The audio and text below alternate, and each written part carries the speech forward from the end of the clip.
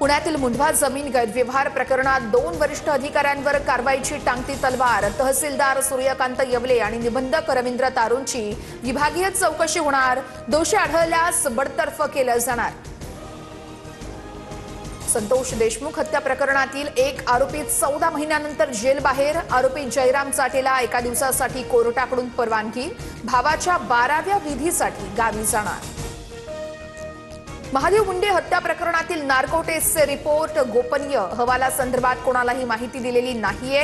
अफवांवरती विश्वास न ठेवण्याचं विशेष तपास अधिकाऱ्यांचं आवाहन। 10वी-12वी परीक्षेच्या कॉपी प्रकरणामध्ये 81 कर्मचाऱ्यांचं निलंबन। मराठवाड्यात सर्वाधिक गैरप्रकार आढळले। आतापर्यंत 24 जणांवर गुन्हा दाखल। साताऱ्याच्या बावधनमध्ये बगाड यात्रेचा उत्साह। विठ्ठल कदम यंदाचे मानकरी। बगाड यात्रेचा थरार पाहण्यासाठी भाविकांची मोठी गर्दी।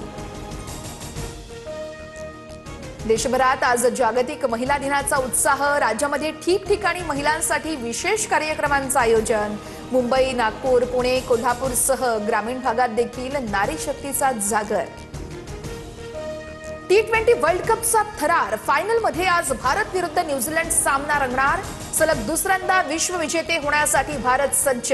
संध्याकाळी 7 वाजता हाय व्होल्टेज ड्रामा रंगणार।